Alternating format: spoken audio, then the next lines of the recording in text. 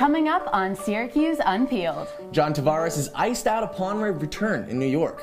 Jordan Woods asks for sympathy in her Red Table Talk interview. And what you missed at University Union's comedy show. And a recap of 2 unforgettable Bachelor episodes. All that and more coming up on Syracuse Unpeeled.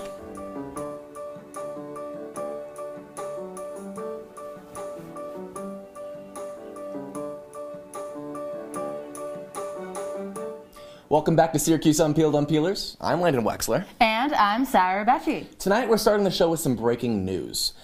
R. Kelly broke his silence in response to his recent arrest with charges of sexual assault. In an interview with Gayle King on CBS this morning, he had an emotional breakdown and said that he is being assassinated. Kelly pleaded not guilty against 10 counts of aggravated criminal sexual assault. Kelly also went on record saying that he is a man who has made mistakes, and he claims that he is by no means a monster. Kelly has been facing sexual assault accusations for over 20 years and is scheduled to appear in court on March 8th, where he could be sentenced to up to 70 years in prison if convicted. This is a lot to take in, but Syracuse Unpeeled will be keeping you updated with the latest. Most definitely. HBO's long-anticipated docuseries Leaving Neverland premiered this Sunday. The show focuses on sexual abuse allegations against Michael Jackson, which surfaced about 20 years ago. Wade Robson and James Safechuck had previously defended Jackson in their youth, but have now come to horrifying conclusions as to what really happened during their encounters with Jackson. This controversial series focuses on many disturbing accounts and details as to what exactly happened between the two boys and Jackson. The Jackson estate is in the process of suing HBO for the series for $500 million. However, the lawsuit didn't stop the show from airing. Now, this is so much to take in, right? It's so much brutal. to take in. I mean, based on Wade Robson and James Safechuck's interview with Gayle King, like, they felt like Michael was their best friend. He was a real father figure to them, and apparently it all started with the same room sleepover. You're right. And now I watched the interview. I know you watched the interview too. Yeah. You see these gentlemen talking, Wade and Robson, talking about how their encounters with him, how Michael Jackson made them feel like he was a father figure, and then psychologically manipulating them to think that this was their way of showing love, and some other graphic details that were just so much to take in. Yeah, and apparently they left the parents of those. One of the boys, Wade, left their child with Jackson for like a whole week while they went on vacation. That's how comfortable they felt with him, because in the interview they said that he even talked to the parents and made them trust him and really valued his relationship with their children and with them. Now, speaking of trust, though, they're also considering now these gentlemen they are not getting paid for the HBO documentary. Not at all. So it's interesting to see. And never will. And so the motive is really unclear, but we are not sure what's really going on. But it's a lot to take in, so we will definitely have a lot to break down. Yeah, well, they also said how ever since Wade was saying how he became a father, that's what really inspired him to come out and talk about this, which I think is really admirable. No doubt. Now, also on the Jackson side, the Jackson family side, his brother, his nephew, who had always slept over at his place, saying Uncle Michael was always just a kid at heart, and his brother was saying that too. That's interesting to take in. So there's a lot of pieces to break down. Yeah, but what I find absolutely incredible is that Wendy Williams defends Jackson and says she doesn't believe a word of the documentary. So I don't know what's going on there. That's really interesting to me. I'm really surprised that Wendy came out and said that. Right. Definitely not something you'd usually hear, but everyone's entitled to their opinion. Yeah. On more sad news, Luke Perry died Monday morning after suffering a massive stroke that he suffered only days before. In the early 90s, Perry starred in the hit TV show Beverly Hills 90210. When he passed, he was also holding a role on Riverdale. Perry was only 52 years old at the time of his untimely death, receiving an outpouring of grief across the media. His Riverdale co-stars and fan base took to social media to express their sorrow for the loss of a pop culture icon. Wow, I can't really believe this at all. I mean, Lily Reinhart, she's like a huge part of the cast on Riverdale, expressed her heartbreaking loss on Twitter. She shared, "I'm finding it hard to grasp that he will no longer be around to give long hugs and share his wisdom, kindness with all of us." And that's coming from a co-star, and that's just shows the impact he had. But in the way of family, though, Perry's son is just speaking out for the first time, and it's heartbreaking, really, truly heartbreaking. And he says that I've learned so much from you, and my heart is broken thinking about everything you won't be here for. I'll miss you every day that I walk this earth. That's a father-son connection that is pretty amazing, and it's going to be missed for sure. Yeah. Luke Perry, television, and everyone will be missing Jack even you. dropped out of his most upcoming wrestling match. It's just awful. But absolutely awful. In more uplifting news, the Jonas Brothers band has reunited, and it feels so good. Oh my God. Just last week, the trio released their first single, Sucker, since their split in 2013. A Jonas Brothers reunion has been in the works for about 8 months. Rumors of the reunion surfaced after the Jonas Brothers' official Instagram account was reactivated for the first time in 5 years. This is big news, and the idea to rejoice came when they were filming a documentary for Amazon Prime about the brothers' lives post-breakup. Nick recently said in an interview on The Late Late Show with James Corden that the Joe Bros have spent the last year in group therapy to solve any problems to make the band even stronger. Is this year 3000? Because I'm burning up for this stuff. Oh my gosh. Burning up for you, baby. All right, we're going to leave it at that. Leave it with the childhood. But my God, this is so cool to see. The Jonas Brothers are even hinting at a tour. Yeah. They've dropped their song hinting at a tour, and that's... I'm so excited. I will be one of the first to buy these tickets for their tour. I was obsessed with Nick when I was growing up. I had a journal just dedicated to me and him. I had posters all over my room. You and every other girl, but you... Okay, whatever. I'm happy for him and Priyanka Chopra. Fair But enough. anyway, on Friday, the Jonas Brothers gave fans a taste of their new sound live at a secret concert in New York City, and boy, I wish I was there.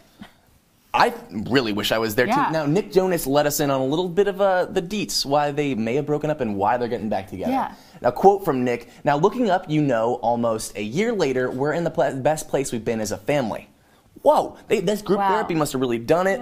And we're going to see, yes, Sucker was a great song. Yeah. And the album covered interesting outfits, Joe and Kevin, but we're going to leave that. Farther on, now going on from that, I think there's going to be a lot of good music to look forward to. Honestly, I couldn't be more excited. Now, after the break, the fashion trends can expect to see this fall. Don't go anywhere, Unpeelers.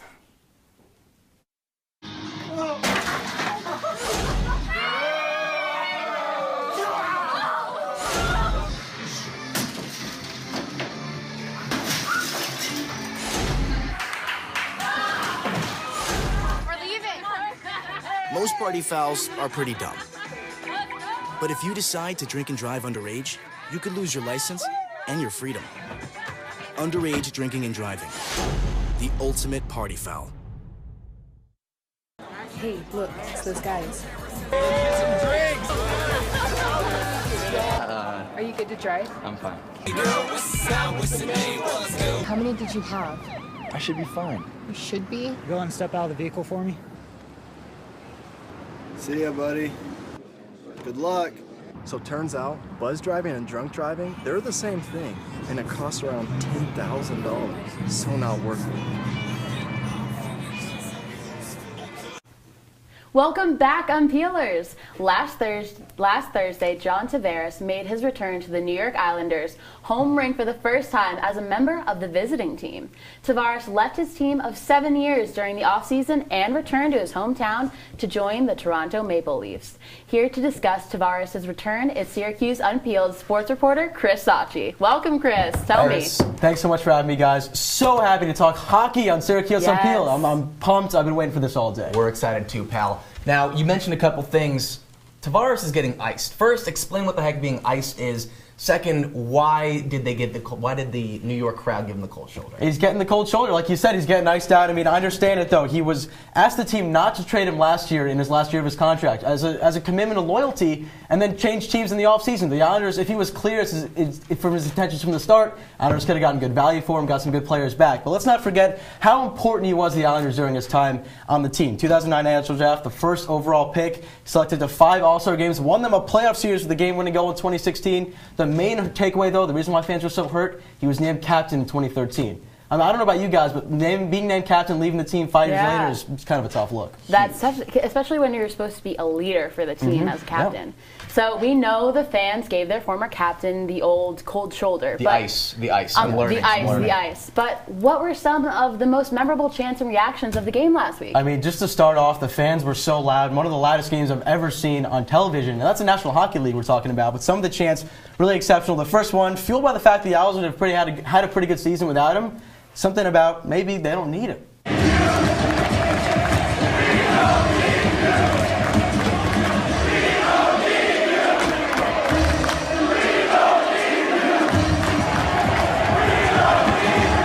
that was fueled by the fact that they were winning 6-1 too. They've had a good season without him. Another one as well. Former captain John Tavares, current captain Anders Lee getting a lot more love from the crowd.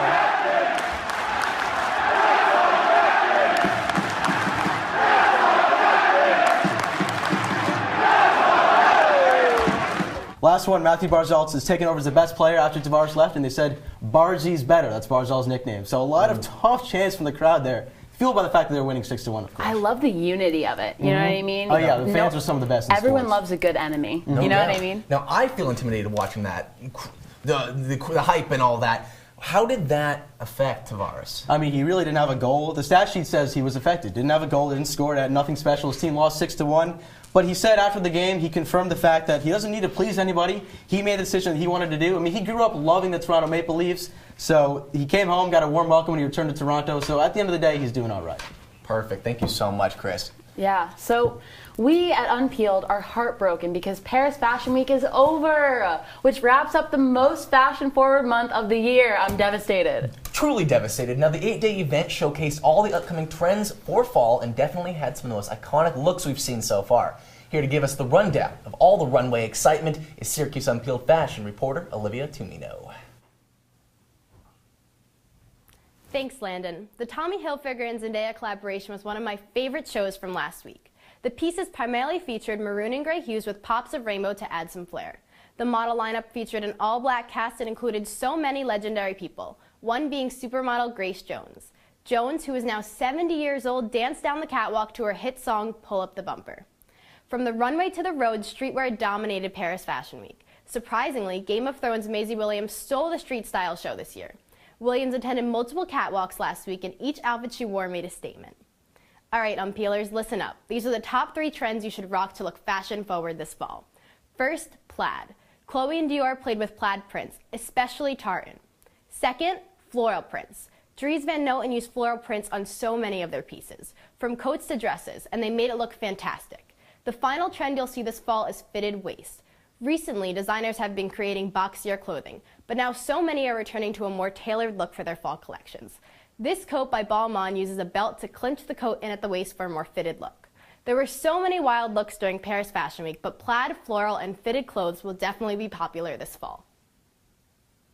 Thank you so much, Olivia. Up next, we sit down with a student whose trip to Astroworld was short-lived. Stay tuned, Unpeelers. There's one thing you can never have sex without. It's not something you buy. Or something you take. In fact, there's only one way to get it. It has to be given to you, freely. It's consent.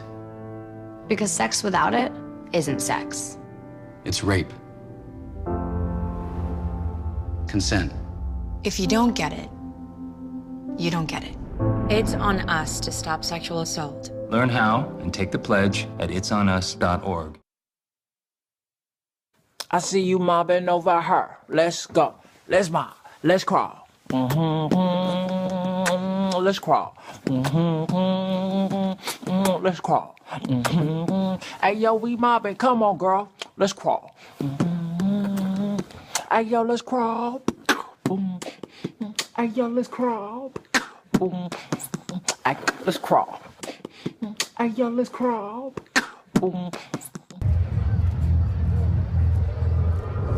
Looking for these? You drive buzzed. It could be one very expensive ride. First, you gotta make bail. Then pay me to get your car back. Your insurance premiums will go through the roof. And my legal fees just keep adding up. All told, it could end up costing you $10,000. Buzzed, busted, and broke. Because buzz driving is drunk driving. Welcome back, Unpeelers. Well, Jordyn Woods is speaking out for the first time since her cheating scandal on Jada Pinkett Smith's tell-all show, Red Table Talk. The Kardashians cut off Woods around Valentine's Day weekend when news broke of an affair between Kylie Jenner's best friend, Jordyn Woods, and Khloe Kardashian's baby daddy, Tristan Thompson. Here to keep us up with the Kardashians is our perfect Unpeeled reporter, Megan Fitzpatrick. Oh my gosh, that's so flattering. Perfect. That's truly what I'm here for. Oh my gosh. All right, so I'm very interested in this. So, okay, let's bring it back. Yeah. The Woods family and the Smiths family are very close, so it was no surprise that Woods went on the show to tell her side of the story. So, what did Jordyn Woods and Jada Pinkett Smith say in the interview? So in the interview, Jada was being very maternal to Jordyn Woods. She was consoling her. Jordyn said, I made a mistake. The first mistake I made that night was going to Tristan Thompson's house in the first place. It was. Yeah, it was. Ooh. And so Jada approached it from an angle of, we've all made mistakes, please hear her side of the story. And she's being very guiding with that, which again isn't shocking considering how close the families are. Yet, while Jada did press Jordyn for a lot of answers, she still took a lot of the things Jordyn said at total surface level and didn't really question a lot of her details. Like a mother would, you know what Yes. I mean? You're like trying to get to the root of the problem, but being very nurturing, not like trying to attack or anything. Right. Now, speaking of the root of the problem, what happened that night? According to Jordyn Woods, what happened that led to the scandal? According to Jordyn Woods, she said that she was at a party and a bunch of her friends were getting in a car and going to Tristan Thompson's house. She, without even thinking about it, just hopped right in the car and joined them along for the ride. She said while she was at the party, they never left the common room, like the room where everyone was hanging out in. She stayed there in public areas the whole time. She never left to go to a bedroom or a bathroom or anything that other people were saying. She said that she was sitting on the arm of a chair. She was not sitting on Tristan Thompson's lap. And then when she left in the morning, he just leaned over and kissed her out of nowhere, that because they weren't flirting or doing anything beforehand, so it was totally out of the blue, and she didn't tell Chloe because she didn't want to hurt Chloe's heart. It's not even the first time this has happened, which is, Tristan, your track record's not looking so hot, but hopefully that news and Tristan's past, we're leaving it behind. So in more semi-Kardashian related news, Travis Scott canceled his Thursday night concert in Buffalo last week, and rumors that he cheated on Kylie Jenner. Students with tickets to Astroworld had to turn around only to return to SU to find out the concert was rescheduled during spring break.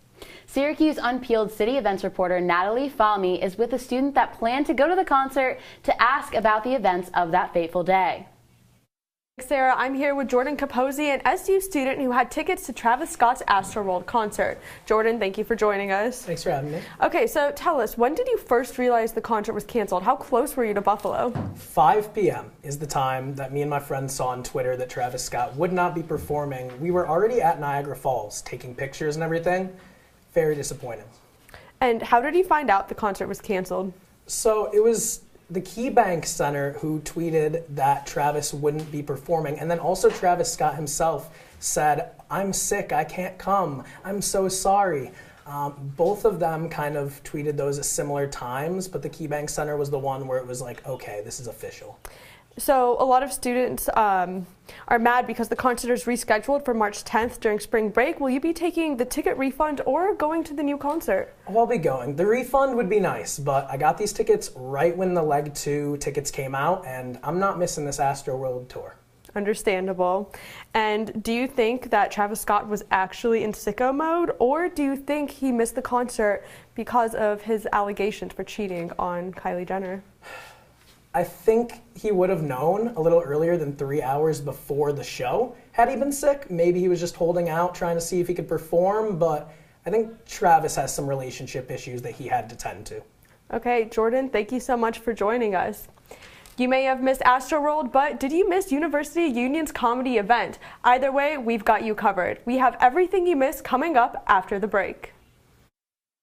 Adventure can be found anywhere, but the best place to start is in the forest. I spy something beginning with S. Snow? No. Snow-covered trees. Nothing to do with snow. Head outside to discover incredible animals and beautiful plants that come together to create an unforgettable adventure. Wow. So grab your loved ones. Don't even. And explore a world of possibilities. Come on, this way. Visit discovertheforest.org to find the closest forest or park to you. Hey, Hard, what's this? That's my resignation letter. You're resigning. Why? Because you're constantly ignoring me. You're half as active as you used to be, and you get stuff like this. You've been putting me under a lot of pressure lately. That's why I'm ready to quit. I forgot. I'll do better. Please, don't quit on me. Okay, but remember, it's not what you say, it's what you do. Listen to your heart. Don't let it quit on you. Let's go for a walk. Uncontrolled high blood pressure could lead to a stroke, heart attack, or death. Get yours to a healthy range before it's too late. Welcome back, Unpeelers. Well, University of Union hosted an evening of comedy starring Vanessa Bayer, John Early, and Sabrina Jalise as the headliners. Syracuse Unpeeled campus events reporter Carrie McEnany gave us some insight and recap from the event. It's Carrie McEnany here at Shine Student Center. I'm waiting outside of Goldstein Auditorium for a night of comedy to get started. Sponsored by University of Union, comedians like Vanessa Bayer are going to take the stage. And as a huge fan of Vanessa Bayer myself from her days on SNL, I wanted to know if people really knew who they were seeing tonight. Do you know who's performing tonight? Yeah, no. Yeah. Vanessa. Yeah, he's got it. Vanessa Bayer? Yes, you got that right. Do you? John Early and Sabrina Jalise. What movie did she star in with Amy Schumer? I have no idea. Well, this has something in common with that. It's a train wreck. Train wreck right now. True or false, Vanessa Bayer played Miley Cyrus on Saturday Night Live. False. No. All right, then it's true. I don't know the other two comedians really well. I enjoy a lot of stand-up comedy. I don't know if that's what's going to happen here, but I'm just here to laugh. It's just a fun thing. I saw it on Instagram, and I said this would be cool. Bayer wasn't the only person performing in Goldstein Auditorium that night. Comedians John Early and Sabrina Jalise also did sets for UU's Evening of Comedy. And in an exclusive interview after the show, the two performers talked about comedy and how much they decide to reveal in their stand-up sets. You spend so much time, I think, trying to land jokes and figure out the mechanics of it all. But the longer you do it, the more you're like, oh, when I'm me, that's when I'm succeeding.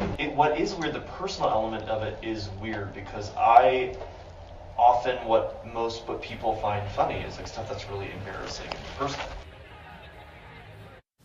Well, thank you so much, Carrie. Now, before you start asking me those wild questions that I won't be able to answer, I'm going to start asking you the questions, okay? Okay, awesome. What were the theme of the jokes that evening? Well, I honestly went into this event thinking that these would be 3 different comedians doing 3 completely different sets, but I was straight up wrong because all of them kind of carried similar themes throughout. They all talked about college, all about their experience at university. Sabrina Jalise even talked about how orange is an aggressive sort of mascot that we have. John talked about how Duke is pretty much trash, which it is. Which they are. PSA. And then Vanessa Bayer, who actually, her father came here to SU, so she had a lot of very specific references. She referenced DJs and the Promenade, which was very interesting.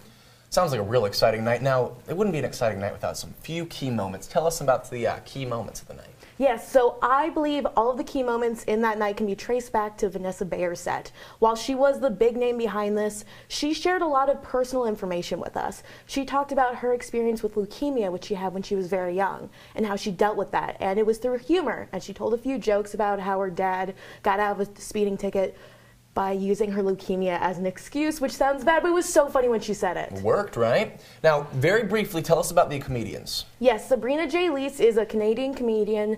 She talked about her wife and her son.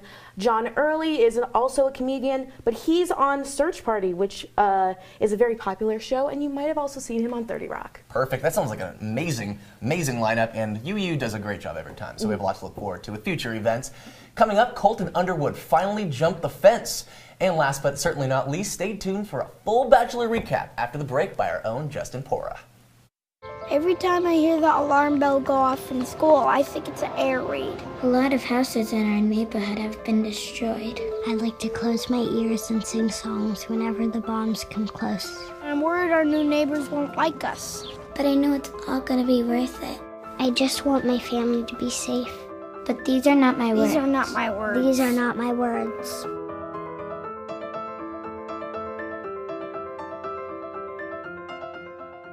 Well, Thomas, you've got prediabetes. But with more exercise and a change in diet, it can be reversed. I've tried exercising. It just makes me hungry for bacon. I love bacon, too. And who really likes to exercise? Not me. Me neither. Nobody. So we're good? What? Oh, you still have prediabetes. Big time.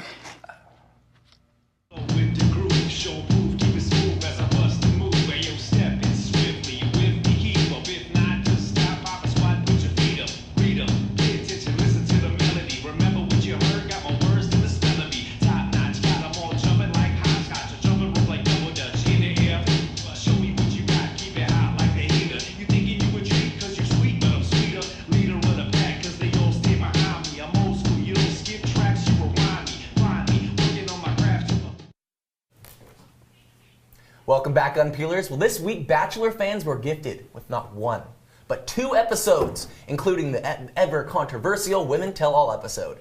The show started with 30 women, but Colton has narrowed it down to the final 3. Here to give us a look at who is left on the show, in Syracuse Unpeeled, reporter Justin Paura.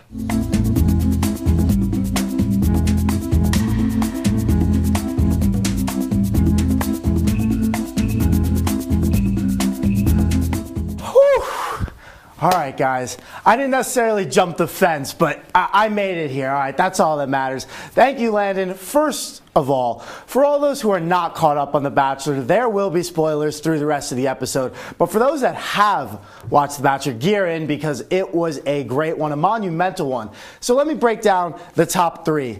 First up is Tayshia. Tayshia, 28 years old, from California. Colton has built the most adventurous relationship with Tayshia. The couple went bungee jumping in Singapore when they went on their one-on-one. They skydived in Tayshia's hometown, where Tayshia's father gave Colton the couple blessing for marriage.